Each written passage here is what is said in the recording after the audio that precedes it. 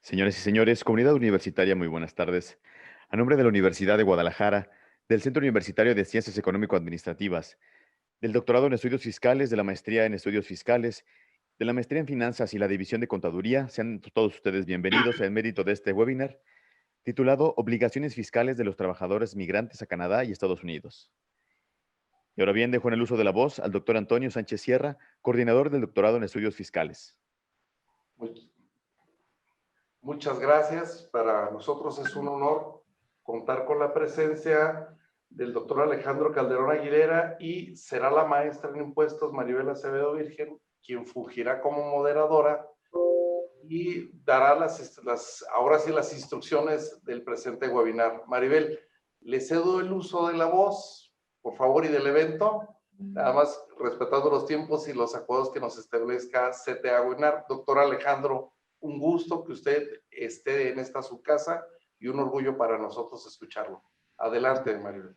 Claro que sí, muchas gracias. Buenas tardes a toda la comunidad universitaria y a todo el público en general que nos acompañan a través de esta nueva modalidad debido al COVID, pero que esto no nos limita a continuar compartiendo el conocimiento a través de los webinars que se transmiten en vivo, como es el día de hoy, 19 de octubre del 2020. A nombre de la Universidad de Guadalajara, el doctorado en estudios fiscales con orientación en gestión e intermediación del Centro Universitario de Ciencias Económicas Administrativas se complace en darles a todos y a todas ustedes la más cordial bienvenida y agradecerles al mismo tiempo, agradecerle más bien su generosidad al doctor Alejandro Calderón Aguilera, quien cuenta con una muy amplia y extraordinaria trayectoria en este tema que nos concierne y que por eso estamos aquí nosotros presentes. Y que a continuación leeré la trayectoria de esta. El doctor Alejandro Calderón Aguilera es licenciado en Derecho por la Universidad Nacional Autónoma de México. Obtuvo diploma de estudios avanzados en el posgrado de Derecho Tributarios en Salamanca, España. Es doctorando en la Universidad de Salamanca también, España. Está en el programa de Derecho Tributario y de la Universidad Panamericana en México. Es el primer abogado certificado en precios de transferencia. Es profesor representante de México en el Observatorio Iberoamericano de Tributación Internacional, consejero de la IFA Capítulo México, miembro del Comité Directivo de la Asociación Nacional de Especialistas Fiscales, académico activo de la Academia de Estudios Fiscales, miembro de la Comisión Fiscal Internacional del Colegio de Contadores Públicos de México, así como miembro de la misma Comisión Fiscal de la Barra Mexicana Colegio de Abogados. Es autor del libro La interpretación de los convenios para evitar la doble imposición internacional y coautor de Introducción a los tratados de doble imposición. Tratados para evitar la doble imposición, Derecho Fiscal Internacional, Precios de Transferencia, los CDIs y su interpretación con las medidas para prevenir el abuso en la aplicación, así como autor de Problemas de Tributación Internacional en la Iberoamericana, entre otros. Es socio también director de la firma de asesoría fiscal González y Asociados de México.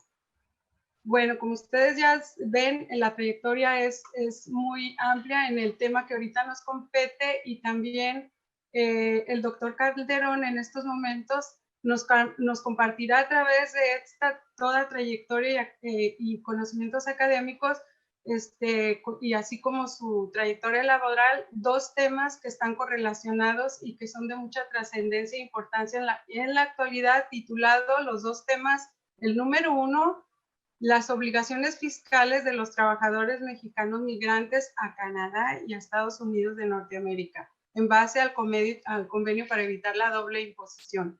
Y el Mutual Agreement Procedure, también conocido por sus siglas en español y como más lo manejamos normalmente, el MAP. Asimismo, le damos las gracias a nuestro coordinador del doctorado en estudios fiscales, quien nos ha brindado todo el apoyo para llevar a cabo estos webinars y estas videoconferencias, al doctor Antonio Sánchez Sierra. Muchas gracias.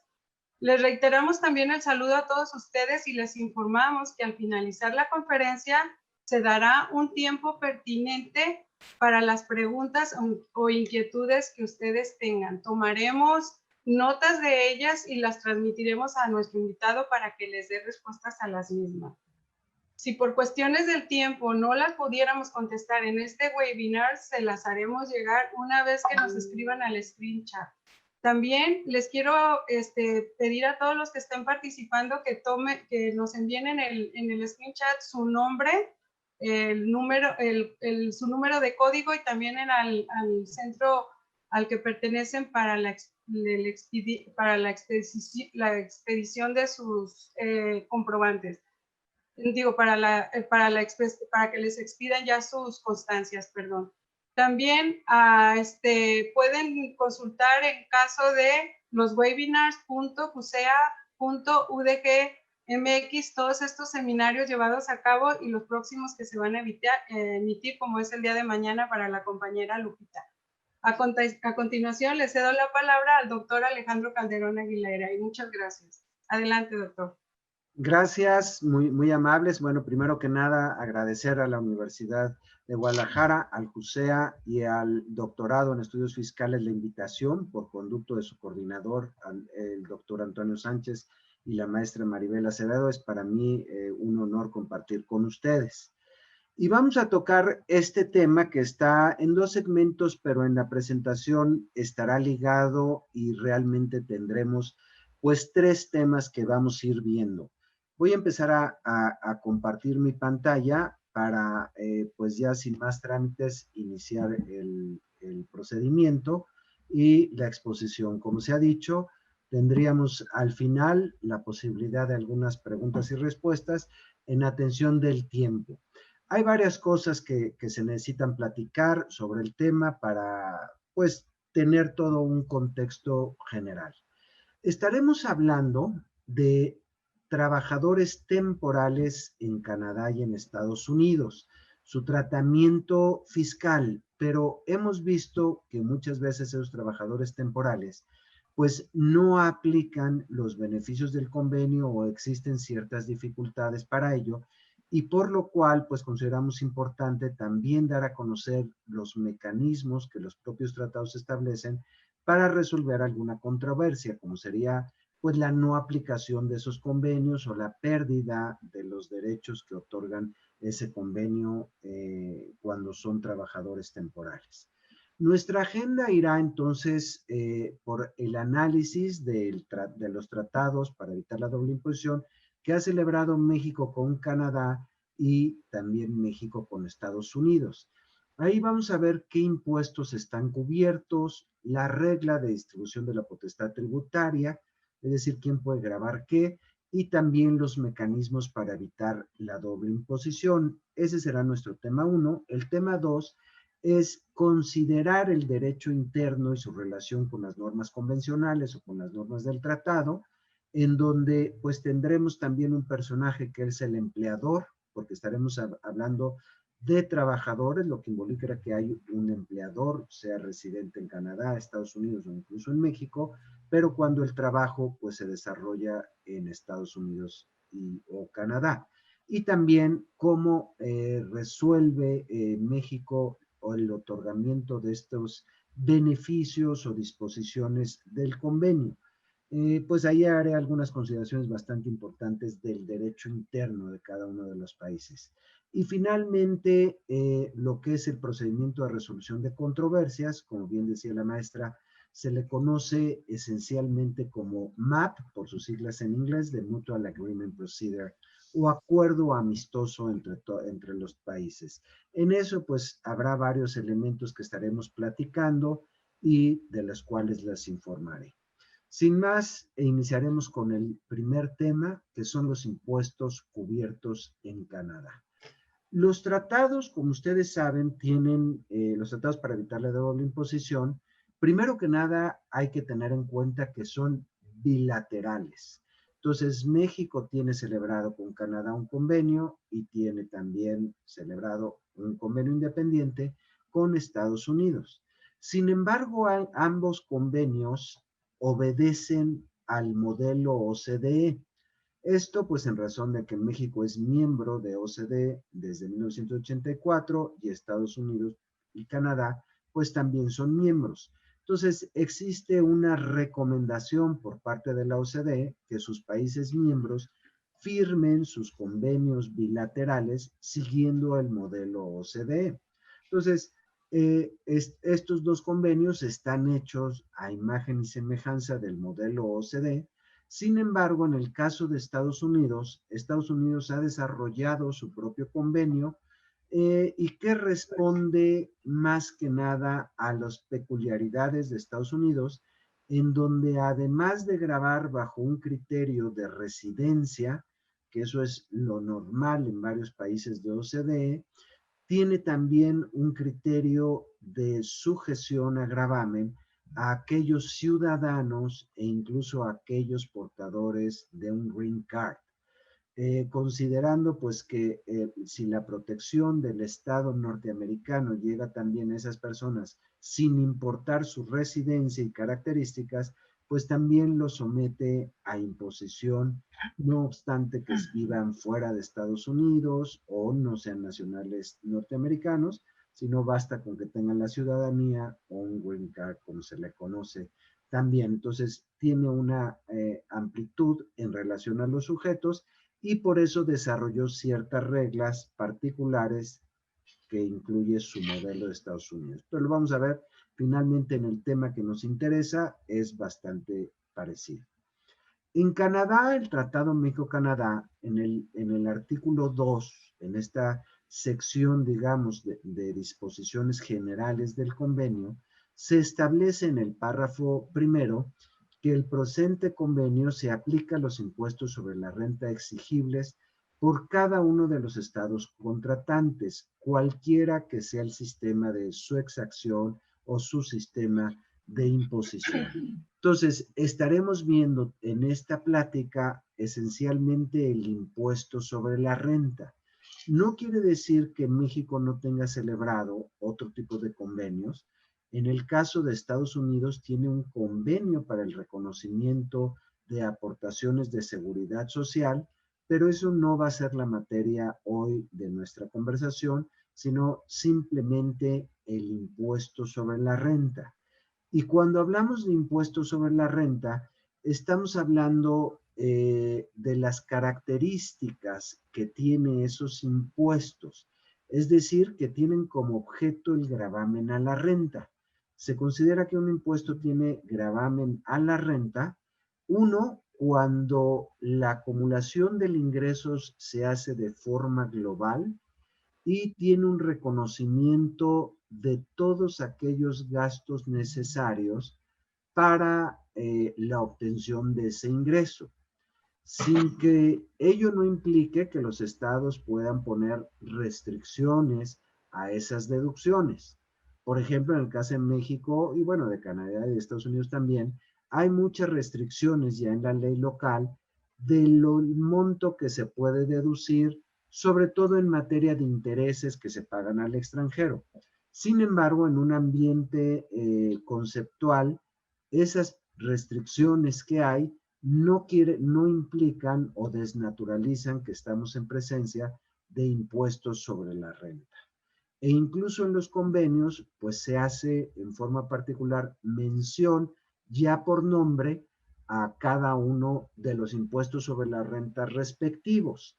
Sin embargo, como ven aquí en el punto 4, pues los estados también pactan que serían igualmente aplicables este convenio al impuesto sobre la renta o a un impuesto de naturaleza idéntica o análogo. México ya tuvo ahí la circunstancia, si ustedes recuerdan, de tener el YETU.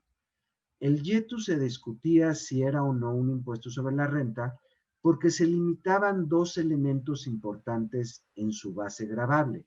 Uno era precisamente los salarios y otro eran los costos financieros, es decir, intereses. Y por lo cual, pues se discutía si calificaba o no como un impuesto sobre la renta. Estados Unidos le dijo a México, bueno, déjame analizar si tu impuesto funciona como un impuesto sobre la renta para considerarlo comprendido y Canadá sí lo reconoció como un impuesto sobre la renta el tiempo que vivió. Estados Unidos nunca lo reconoció, pero nos dio un periodo vacacional de considerarlo como incluido durante 4 años, después de lo cual se derogó el impuesto empresarial, la tasa única, entonces nunca supimos la definición. Pero bueno, retomando el caso de Canadá, el párrafo tercero dice que es aplicable al impuesto sobre la renta establecido por el gobierno de Canadá bajo la ley del impuesto sobre la renta.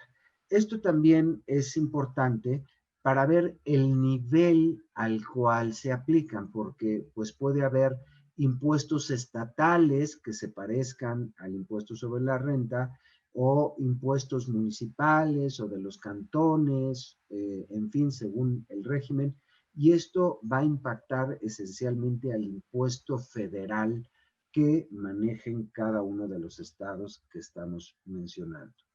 En el caso de Estados Unidos, pues también el párrafo primero es muy similar en su artículo segundo, que será aplicable al impuesto sobre la renta exigible por cada uno de los estados contratantes.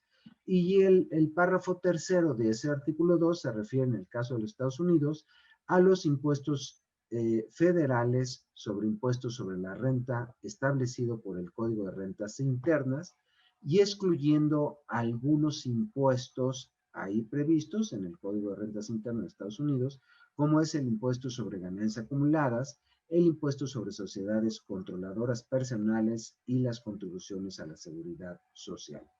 También tiene su párrafo cuarto, en donde se menciona que sería aplicable a otros impuestos sobre la renta de naturaleza idéntica o análoga. Entonces, ese es nuestro marco de aplicación. Estaremos entonces viendo cómo el convenio para evitar la doble imposición celebrado entre México, Canadá y entre México y Estados Unidos debe dar como resultado el impedir o que no exista doble imposición en materia de impuestos sobre la renta. ¿Y cómo lo logran los estados? Pues precisamente a través de reglas de distribución de la potestad tributaria, en donde si nosotros analizamos estos tratados, vamos a generalmente a tener 3 clases de normas o reglas distributivas de la potestad tributaria. La primera, que establece normas en donde se dice solo esta especie de renta será grabada en el país de residencia de donde esté el sujeto respectivo. Entonces, pues la manera de lograr de evitar la doble imposición es que solo uno de esos estados grave tenga potestad tributaria sobre ese ingreso, y se establece mediante el uso del lenguaje solo será gravable en un país determinado. Otra es que haya normas que digan, bueno, nos vamos a distribuir la potestad tributaria, entonces se gravará en estado de residencia, pero también el estado fuente podrá imponer un gravamen. Y bajo esa regla de coexistencia de potestades tributarias, lo que presupone que va a haber una doble imposición, se elimina o se disminuye o se alivia la doble imposición mediante 2 formas. Uno, limitando la potestad tributaria del estado fuente, sea por porcentajes, por montos o de alguna otra fórmula, y aquello que sea gravable en las 2 situaciones, pues corresponderá al estado de residencia dar el alivio para evitar la doble imposición mediante el otorgamiento de un crédito del impuesto pagado en el extranjero. Ya los métodos para evitar la doble imposición dependerán de cada estado, sea que permita el reconocimiento del impuesto pagado en el extranjero al 100%, una parte de ese impuesto pagado en el extranjero, o bien mediante la exención de ese ingreso que ya pagó impuestos en el extranjero, ya no lo considerarán acumulable en el estado de residencia. Esos son los tres métodos que generalmente se pactan para evitar la doble imposición, o más que para evitar, porque ahí ya presupone que se dio, para aliviar la doble imposición. Bueno, vamos a ver la regla de distribución de la potestad tributaria en el caso de Canadá. En este caso estaremos aplicando el artículo 14, que lleva como rubro ingresos derivados del empleo. Y empieza a establecer en su párrafo primero que sin perjuicio de lo dispuesto en estos artículos, que son también del empleo, pero son de artistas y deportistas o de consejeros, los sueldos, salarios y otras remuneraciones similares,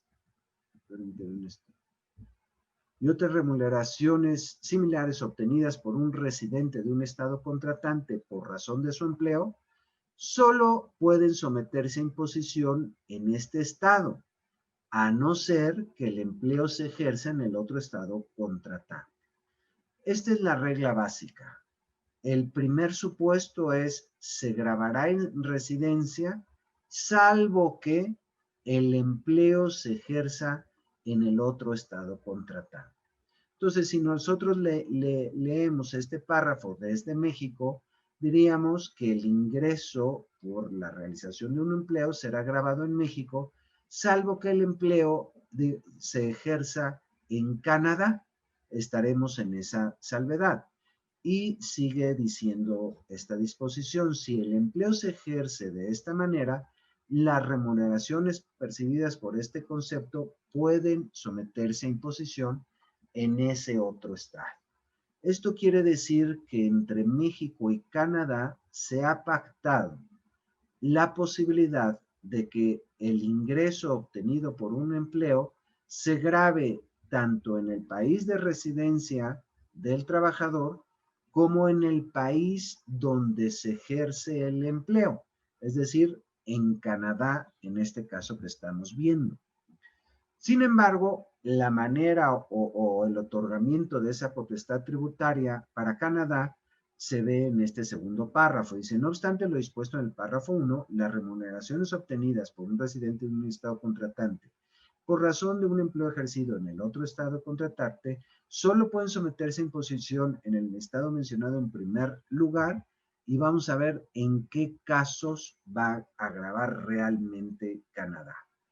Uno, evidentemente ya estamos partiendo de que el empleo se ejerce en Canadá, y una posibilidad de que grave es si la remuneración percibida en el otro estado contratante en el año de calendario de que se trate no excede de $16,000 canadienses o su equivalente en pesos mexicanos, o de la cantidad que en su caso se especifique y acuerde mediante el intercambio de notas entre las autoridades competentes de los dos estados contratantes.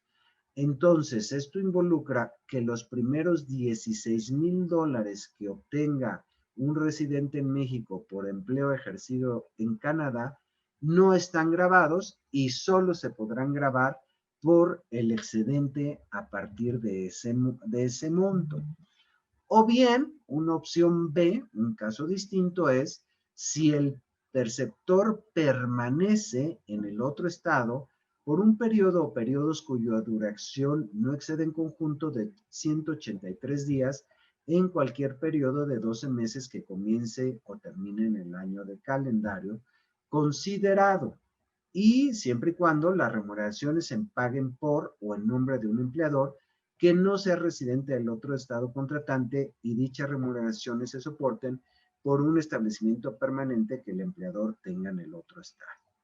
Dicho en cristiano a esta disposición, como estamos viendo los casos en que solo se graba en residencia salvo que, entonces todo esto está en sentido, digamos, negativo. ¿Qué quiere decir? Que podrá grabar Canadá si el perceptor, es decir, el empleado, permanece en Canadá por un periodo mayor de 183 días en cualquier periodo de 12 meses que comience o termine con el año de calendario. Entonces, se tiene que dar ese supuesto como elemento para que Canadá tenga potestad de gravar el empleo que se ejerce en su país. Pero el segundo elemento para que coincida con este elemento temporal es que el pagador del salario sea efectivamente un residente en Canadá o un residente en el extranjero que tenga un establecimiento permanente en Canadá y que esté soportando ese pago desde Canadá. Es decir, que provoque una deducción para un empleador residente en Canadá.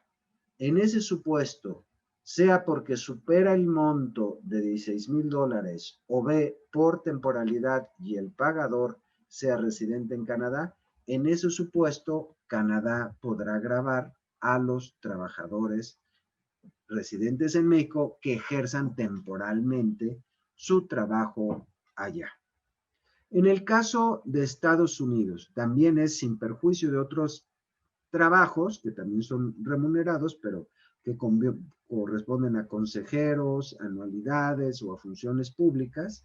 Los sueldos y salarios y remuneraciones similares obtenidas por un residente de un estado contratante por razón de su empleo solo pueden someterse a imposición en este estado, vamos a decir México, a no ser que el empleo se ejerza en el otro estado contratante, Estados Unidos.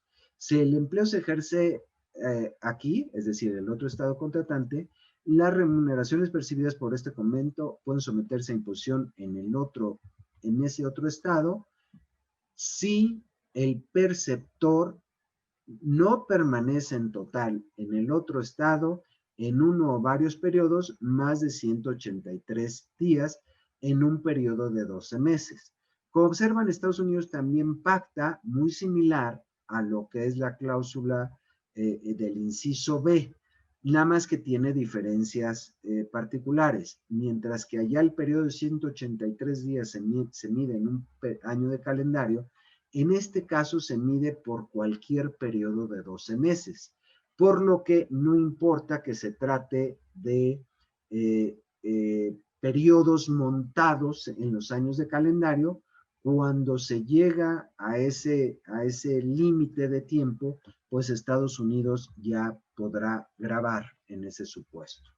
Dos, si las remuneraciones se pagan por o en nombre de una empleadora que es residente ahí en Estados Unidos, ese mismo criterio también lo veíamos en Canadá, pero Canadá lo liga y condiciona al tiempo. Aquí está independiente.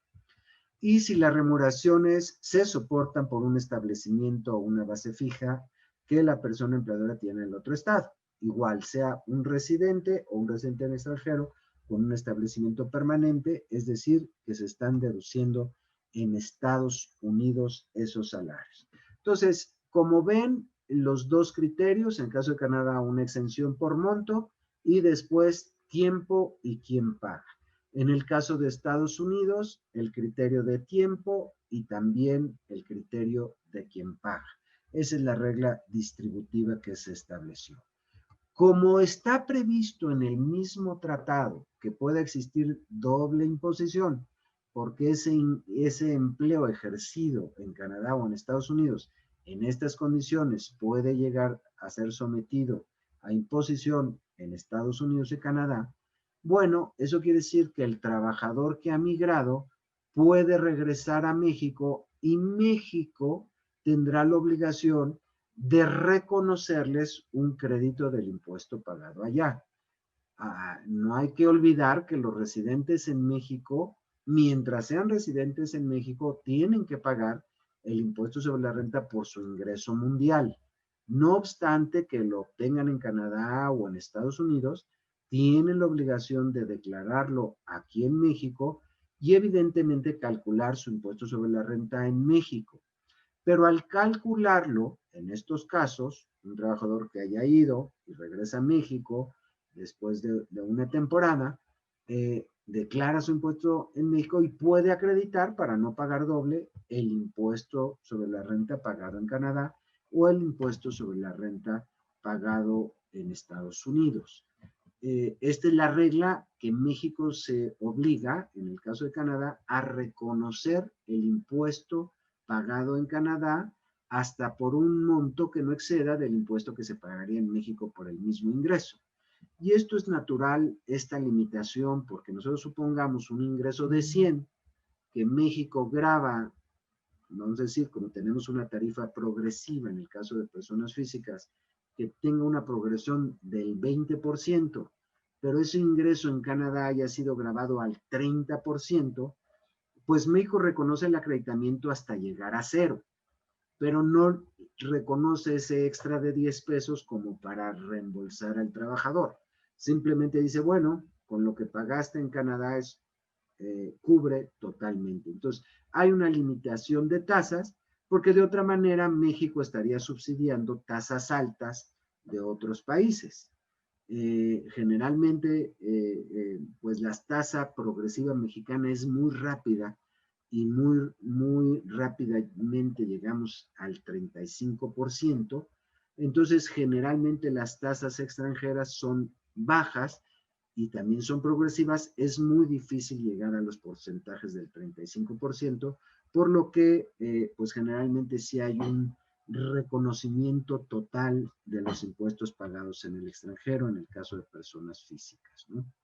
En el caso de Estados Unidos, también se permite ese acreditamiento del pagado en Estados Unidos y con las limitaciones de la legislación interna. Eso es muy común, que también los estados pacten y se reserven, o sea, sí se obligan a prevenir la doble imposición, pero se reservan el derecho que establece sus limitaciones internas de los montos que se reconocen.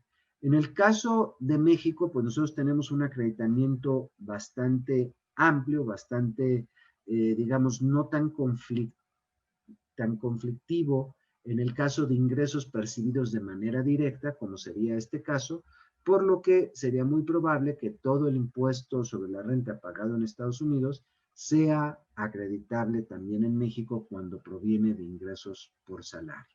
Pero insisto, este es México que tiene que reconocer ese reconocimiento. Ahora bien, ¿cómo se da? Pues que el trabajador migrante, digamos, en Canadá, en Estados Unidos, pues pague el impuesto sobre la renta ya. Y generalmente vamos a encontrar lo que se llama, y eso ya nada más está en la legislación interna de cada uno de estos estados, así como está en nuestra legislación interna también, pues el llamar al empleador como agente auxiliar de la administración tributaria y obligado a retener por los salarios que paga. Entonces, aquí les voy a mostrar lo que nuestra legislación establece sobre este aspecto, pero piensen que hay artículos idénticos o similares en la legislación interna de Canadá y de Estados Unidos. ¿Qué tenemos nosotros? Pues un artículo 96 en la Ley del Impuesto sobre la Renta que establece que quienes hagan los pagos por los conceptos a que se requiere este capítulo, es decir, sueldos y salarios y contraprestaciones derivadas de la relación laboral, pues están obligadas a efectuar retenciones y enteros mensuales que tendrán el carácter de pagos provisionales a cuenta del impuesto anual, con una exención que es el salario mínimo en el caso de México.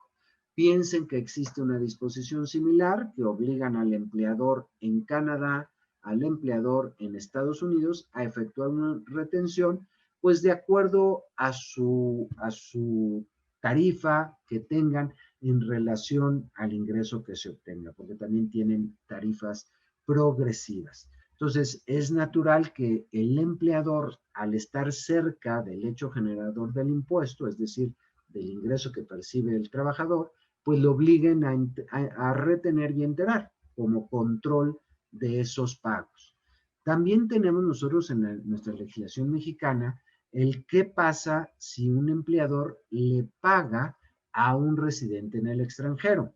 En ese caso tenemos el artículo 154 de la Ley de Impuestos sobre la Renta y que dice, oye, si este residente en el extranjero trabaja aquí en territorio nacional, es decir, presta sus servicios en territorio nacional, entonces México tiene potestad de gravarlo, de acuerdo con lo que vimos en las disposiciones distributivas del convenio México-Canadá y México-Estados Unidos, y México otorga ciertas exenciones por cuestión de simplificación administrativa.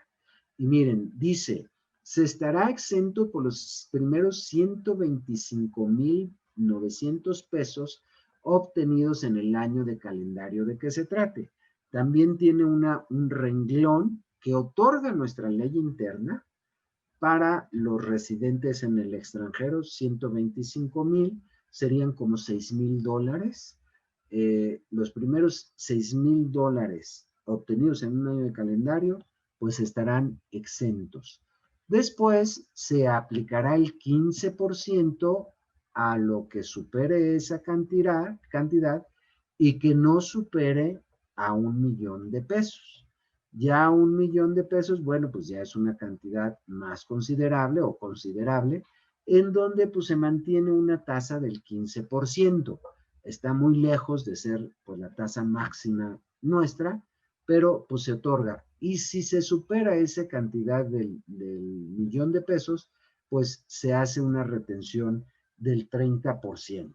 Entonces, si se dan cuenta, pues México tiene en su legislación interna, independientemente del convenio, exenciones en relación al monto que se les paga a un residente extranjero que viene a México a prestarlos. Nuevamente les pido que en sus mentes imaginen disposiciones iguales que tuviera el Código de Rentas Internas de Estados Unidos o la ley del impuesto sobre la renta canadiense. Bueno, el trabajador mexicano que trabajara en Canadá o Estados Unidos tendría estas exenciones parciales o estas retenciones atendiendo a los montos. La obligación, este siguiente párrafo que le establece al pagador de ese salario de retener y enterar el impuesto, porque de la otra manera pues sería imposible el control de esos ingresos que perciben los residentes en el extranjero. Ahora, ¿qué pasa si el convenio México-Estados Unidos, México-Canadá otorga los beneficios que ya vimos y el país no otorga, o sea, el empleador encargado de aplicar los beneficios del tratado no los otorga? Eso puede ser también un problema. Hay gente, vamos a decir, un granjero norteamericano o canadiense que dice, no, a mí me han dicho mis contadores que tengo que retener siempre. Va a ser muy complicado que tengan un conocimiento amplio de los tratados para evitar la doble imposición, de la aplicación de los mismos, de su interpretación, y digamos que se van sin aplicar los beneficios del tratado.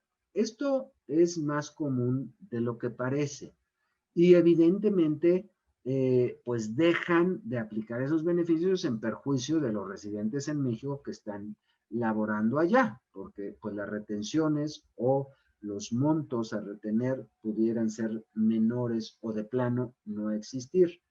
Pero eso sucede también y no involucra forzosamente una violación al tratado.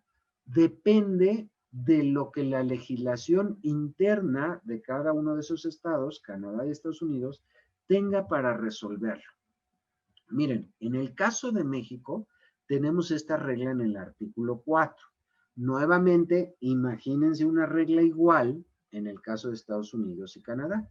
Y dice, en los casos en que los tratados para evitar la doble tributación establezcan tasas de retención inferiores a las señaladas en esta ley, las tasas establecidas en dichos tratados se podrán aplicar directamente por el retenedor.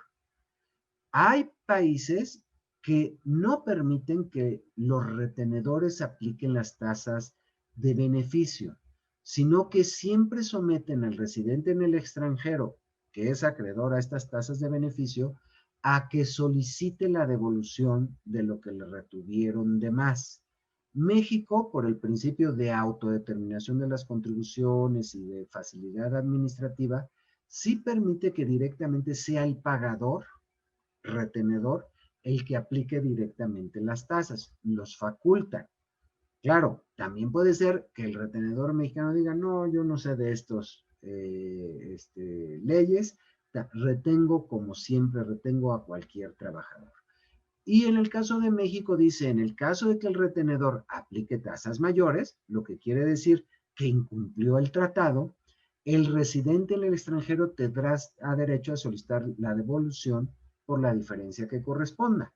Pero pues el residente extranjero ya le retuvieron en México, tiene que venir a México, decir, oye, este señor no me aplicó los beneficios del convenio, te solicito a ti, SAT, la devolución.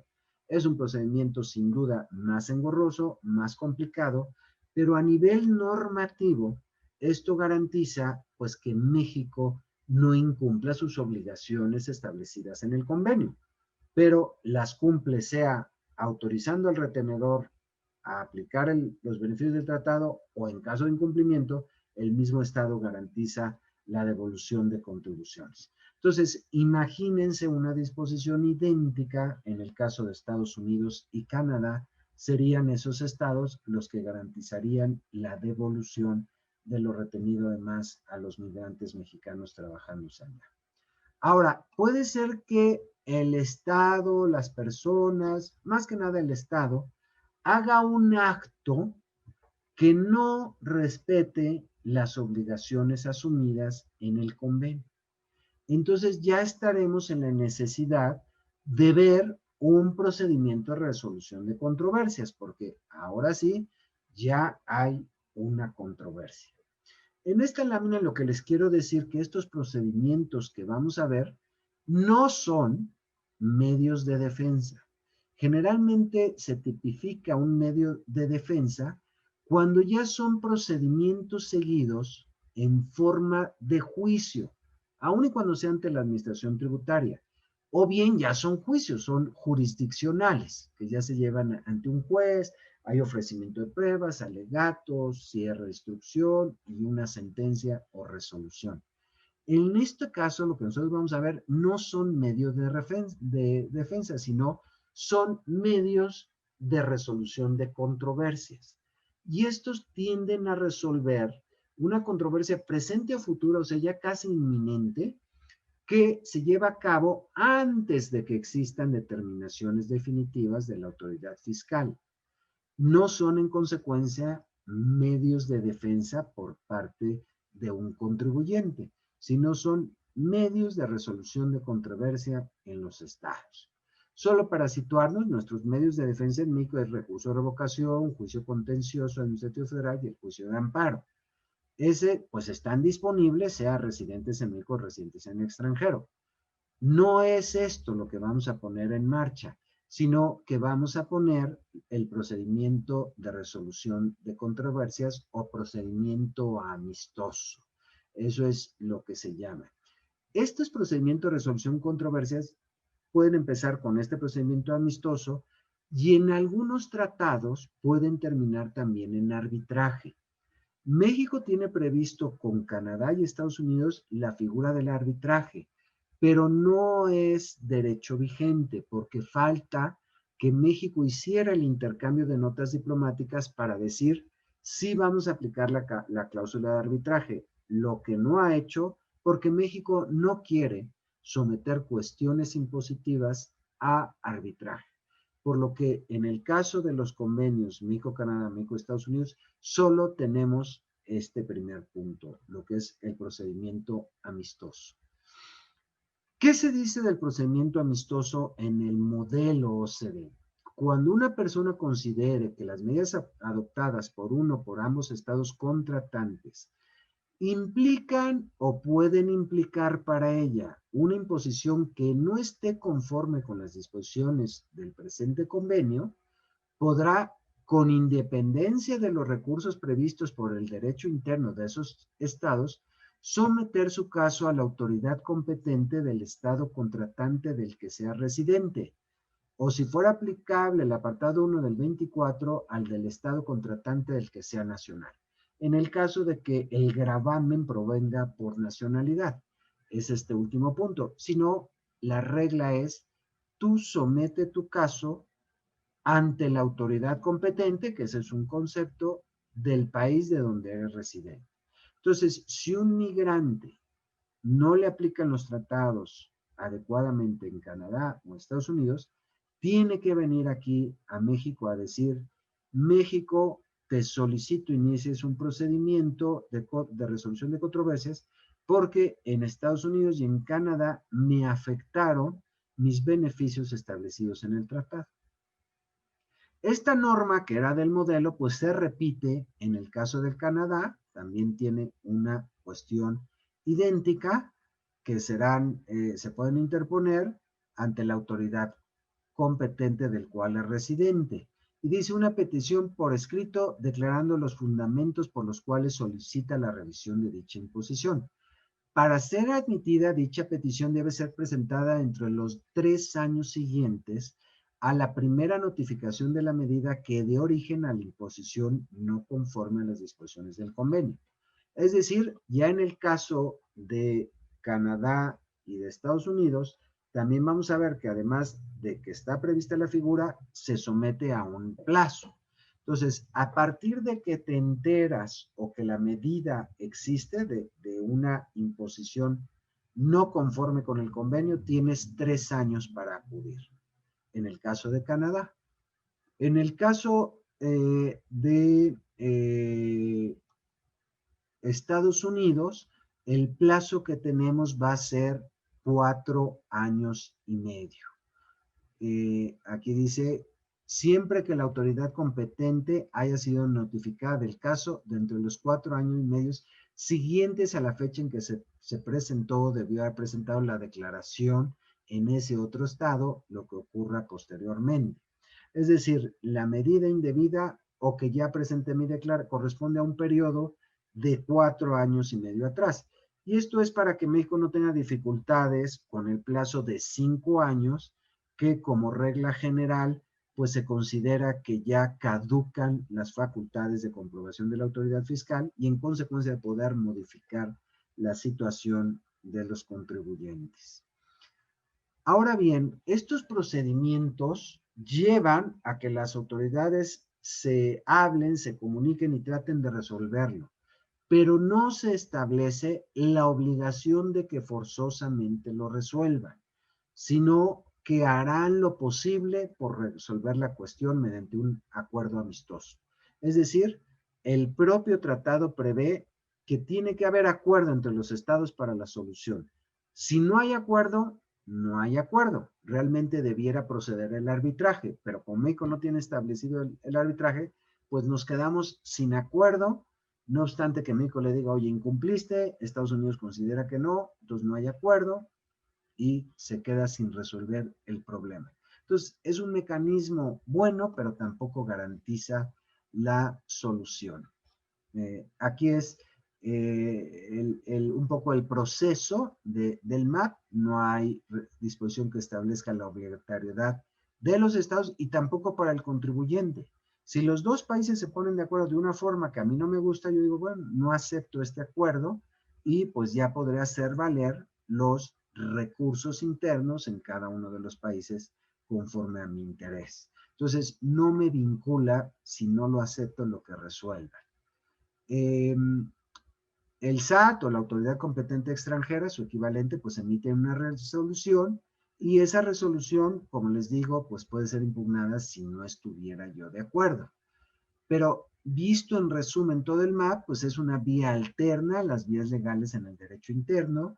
Se puede interponer en cualquier momento desde que existe el acto no acorde con el tratado y hasta antes de que vence el plazo respectivo, y se puede interponer en lugar de interponer los medios de defensa, o bien conjuntamente con estos, si así se quiere, o bien una vez resuelto estos. Generalmente se aconseja empezar por el MAP y generalmente las legislaciones internas van a decir se suspenden los plazos para acudir a los medios de defensa internos en la medida en que se esté discutiendo esto dentro de un MAP. En estas 3 láminas siguientes resumen cómo son las instancias. Primero, pues es el inicio del MAP por el contribuyente, ¿eh? Ese es el legitimado. Entonces, cada trabajador que considera indebido tiene que promover el MAP. Nada impide, claro, que varios trabajadores que presenten la misma situación presenten el MAP, pero tienen que ser ellos con interés legítimo y se lo remiten la solicitud del inicio a la autoridad competente. ¿Qué hace la autoridad competente? Hace una revisión preliminar del caso. Cuando pongo aquí es autoridad competente que recibe la solicitud. Entonces, en este caso sería el SAT, hace una revisión preliminar de ya una vez que lo sigue.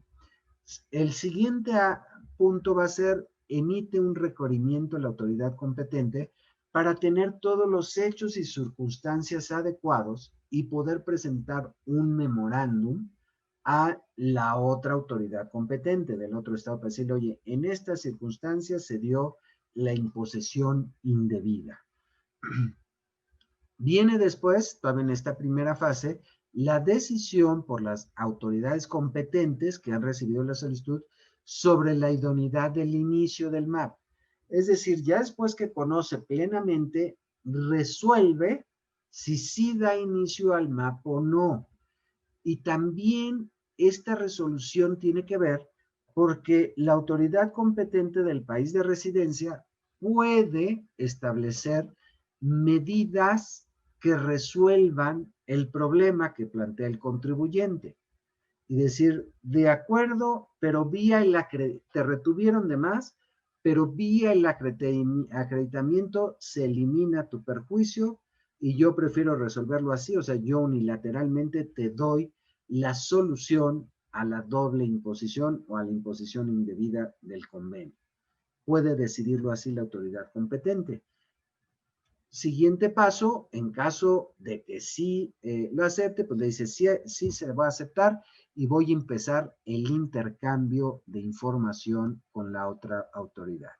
La segunda fase, hay un análisis y evaluación por la autoridad competente del país que ha iniciado el proceso, inician las consultas con la otra autoridad competente.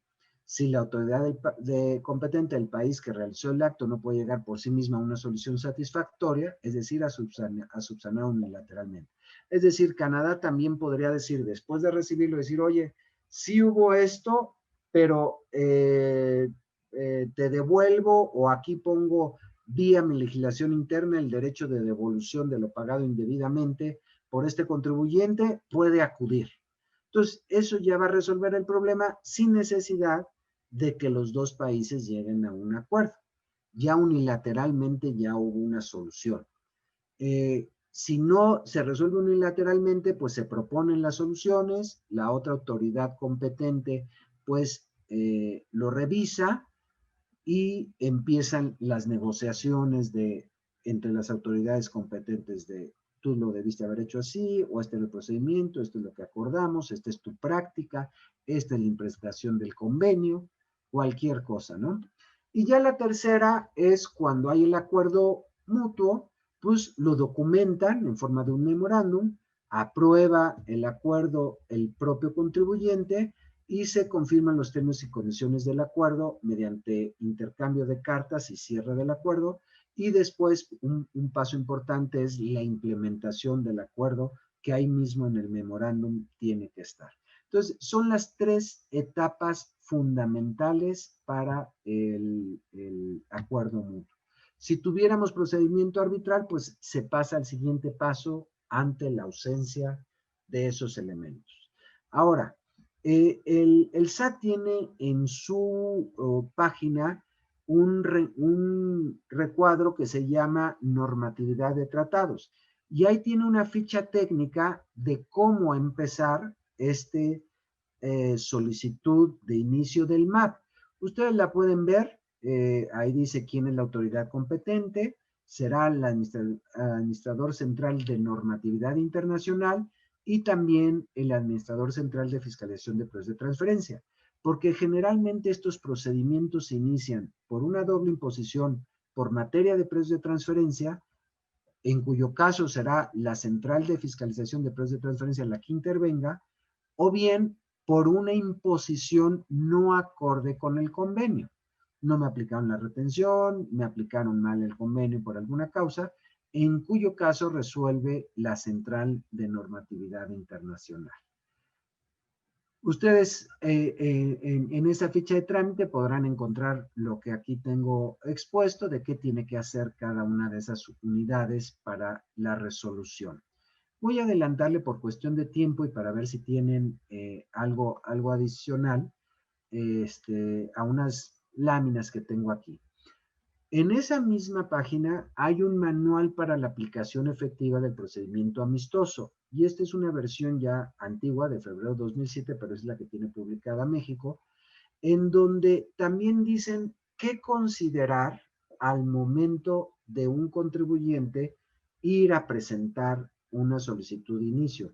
¿Qué se debe de adjuntar de inicio? O sea, es una guía o un manual precisamente para la presentación. Ese está disponible, creo que no tiene caso que perdamos tiempo en eso, por pues, ya lo restringido del tiempo, pero quiero llevarlos a ver ciertas estadísticas para que también vean, pues que es un procedimiento poco usado y en consecuencia poco efectivo hasta el momento, ¿no? Aquí están unas estadísticas del 2006 al 2014, en donde el número de casos que México tiene en inventario al final de cada periodo. Entonces, por ejemplo, en 2006 tenía 26 y fue bajando su inventario hasta llegar a 2014 a 16 casos que se hubiesen iniciado anteriormente. Los casos procesados, precisamente del 2008 al 2014, fueron un total de 92 casos en todos esos años, en 6 años, que representan a nivel de las estadísticas de OCDE, pues 1.37 casos. Vean cómo Estados Unidos procesa más, 2.129, representa el 31, es un país bastante activo. Canadá no es tan activo, ni siquiera sale en las listas de los top 10. Alemania sí es activo, tiene un 23.44. Y OCDE les ha pedido también notificar la existencia de nuevos casos. Entonces, si ustedes ven nuevos casos en el 2014, que es lo último que tiene reportado, 4 nuevos casos. En el del 2014 a la fecha, pues sí hay nuevos casos, pero de todas maneras la tendencia no creo que supere más de 25 casos por año. Entonces, pues realmente es un mecanismo que poco hacen uso los contribuyentes. También es cierto que los litigantes o los asesores fiscales poco conocen estos mecanismos y en consecuencia hacen poco uso de estas herramientas. Pero pues están disponibles. Yo siempre sugiero que en caso de una controversia sí se hagan, sí confío, sí creo que hay buenos resultados. Algunas veces los he utilizado con buenos resultados cuando son imposiciones no conformes con el tratado. Para dejar tiempo de algunas preguntas y cumplir con el horario, pues hasta aquí los dejaría. Les agradezco mucho su atención y estamos puestos para cualquier pregunta en caso de que haya tiempo para eso.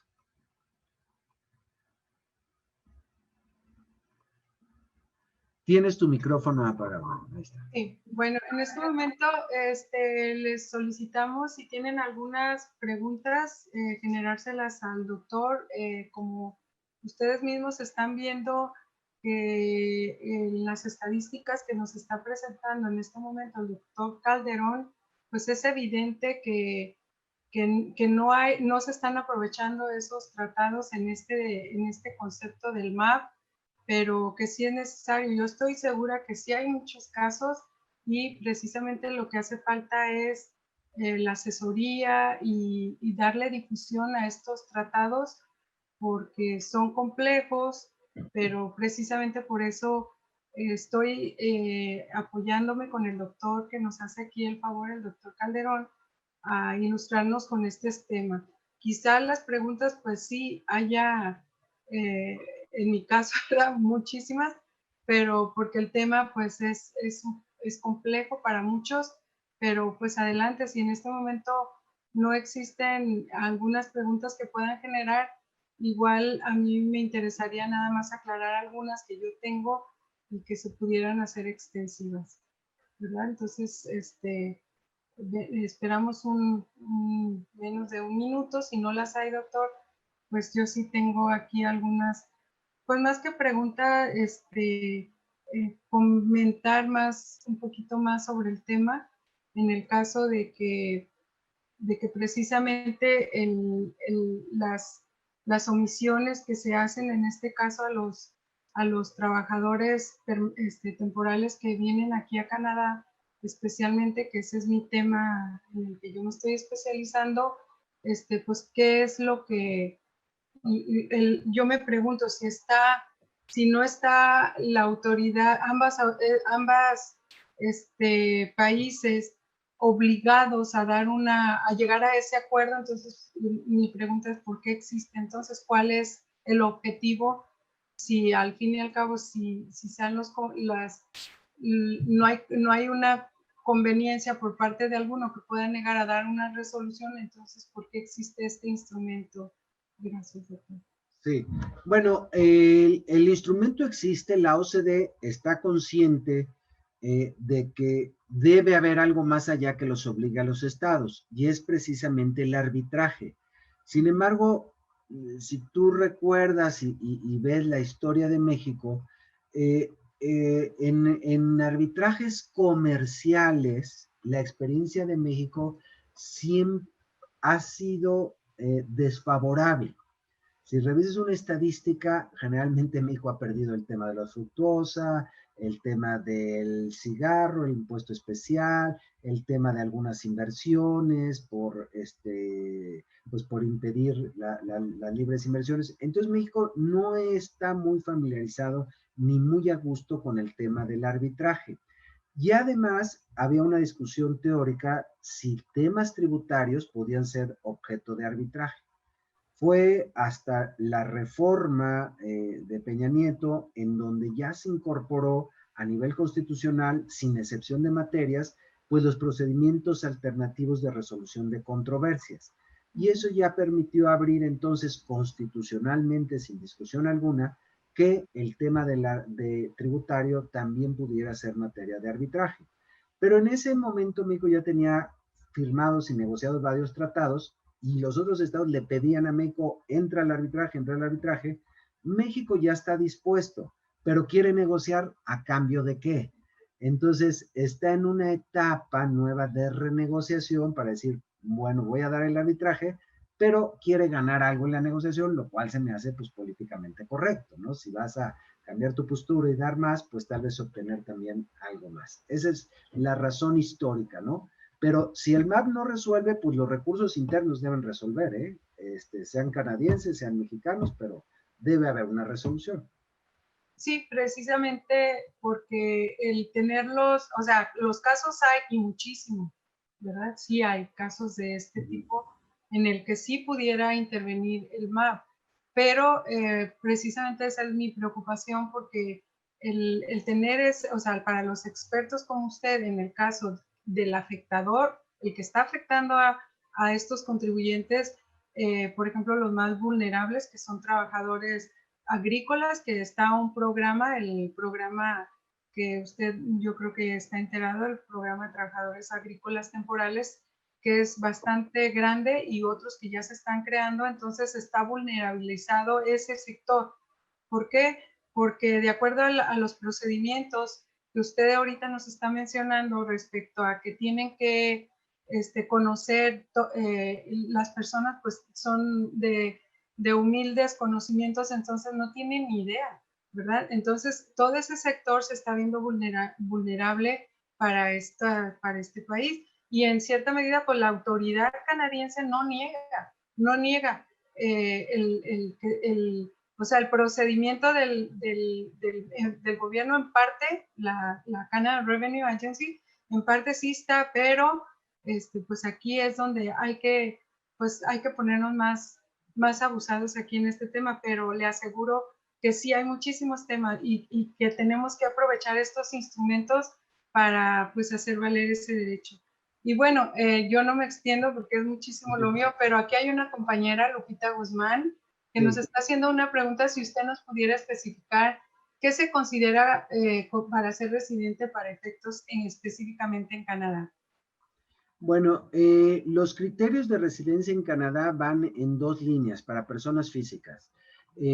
Por un lado, establecer la casa habitación allá, y tienen una presunción de permanecer en Canadá por más de 183 días en cualquier periodo de 12 meses, ya se tiene una presencia efectiva en Canadá y de ahí la presunción que ya se habita en Canadá. Son reglas, o sea, lo que determina es establecer el ánimo de permanencia en Canadá, también evidentemente la obtención de una visa migratoria para permanecer en Canadá, pues da efectos de residencia fiscal.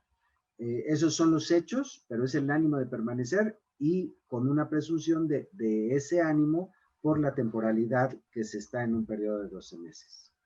Sí, es correcto. Así, en términos generales, lo ha dicho usted perfectamente, doctor. Y también, pues dentro de eso que usted menciona, pues son los vínculos familiares que pueda la persona al momento de establecerse aquí empezar a contar con eso. Y otra serie de requisitos que son bastante largos, pero que sí en general encierra todo lo que usted ahorita muy acertadamente lo dijo brevemente, doctor. Así es. Pues bien, parece ser que no hay más preguntas precisamente por el tema que es muy especial, el tema de nosotros.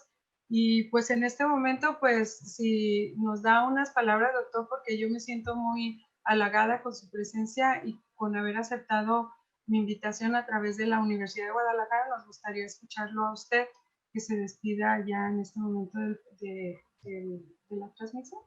Gracias, muy amable. Pues miren, creo que es un tema que di o que traté de explicar en poco tiempo. Hay muchas cosas y detalles del mismo, pero pues el mensaje es, si México está sacrificando tributación en relación a residentes en Canadá y a residentes en Estados Unidos, pues justo es que esos países también respeten a todos niveles lo pactado en el convenio y que por lo tanto, como bien dices, en estos programas de trabajadores temporales agrícolas, pues se respeten, ¿no? No importa que sean gente pues que nada más trabaja, que no es especialista evidentemente en fiscal y menos en fiscal internacional, y por lo cual pues sí hay que promover esta cultura. Por eso felicito a la Universidad de Guadalajara, al CUSEA y en especial también al doctorado en estudios fiscales y a los que están ahí colaborando, pues este interés de difundir en beneficio de nuestros connacionales que con todo el esfuerzo trabajan fuera de México y más en el campo agrícola, ¿no? Sí, exactamente, que no es el motivo, sobre todo para Canadá, porque Canadá está como primer mundo, es un país que en su política en general, pues es respetar los derechos humanos. Entonces, también pues hay otros temas más aquí, hasta donde el mar está considerado para, para proteger a esta gente que no se vea vulnerada, ¿verdad? Sobre todo que todos sabemos que nuestro ingreso nacional es debido a ellos y la política del nuevo presidente que tenemos ahorita, de la 4T, pues es proteger precisamente a esta clase trabajadora y pues esa es más que nada mi preocupación y que ojalá estoy también tratando de buscar los medios para que y que tengo todo el apoyo del coordinador de mi universidad, que es mi casa de estudio, la Universidad de Guadalajara, pues contribuir a estos niveles a los que ya estamos, contribuir con esa investigación, doctor, de que tengamos esa cultura, poder apoyar a nuestros connacionales para que se sientan en confianza y sobre todo satisfechos en trabajar, que como usted lo acaba de mencionar, dejan todo, solamente uno que migra y que sabe cómo uno deja la familia o deja todo eso allá y viene uno a sufrir, pues como todo, ¿verdad? No quiero decir que somos víctimas, pero sí que es más fuerte el trabajo y pues que sí, que se vea reflejado ahí para que ambos países pues cada día se perfeccionen más en esta cuestión de derechos humanos, ¿verdad? Y sobre todo que no se preste pues a la corrupción o a malos manejos en estas instancias. Claro que no, pues sí, adelante con el esfuerzo, Maribel, felicidades también. Muchísimas gracias y bueno, pues en nombre de la Universidad de Guadalajara y de nuestros posgrados en este doctorado, le damos mucho las gracias por esta contribución, su generosidad y su tiempo, y sus conocimientos, sobre todo, que valoramos bastante, doctor Calderón. Muchísimas gracias a ustedes por la invitación. Bueno, pues muchas gracias. Entonces, si ya no hay más, muchachos, pues más preguntas. Más que nada, yo considero que es por esa situación que son nuevos temas y que son muy de actualidad y muy importantes para todas las nuevas generaciones que vienen también, que están estudiando y que están también interesados y aprendiendo este tema. Y otras personas que también nos están haciendo el favor de escuchar a través de este webinar del Facebook en el tema, porque pues sobre todo a los empresarios también que también entran a este tratado. Ahorita nos enfocamos más a los trabajadores empleados, pero que aplica también a lo que nosotros llamamos personas morales. Es correcto, ¿verdad, doctor? Correcto, claro. Bueno, pues muchas gracias y bueno, estamos ahí en comunicación y gracias a toda la audiencia. Hasta luego. Hasta luego, doctor.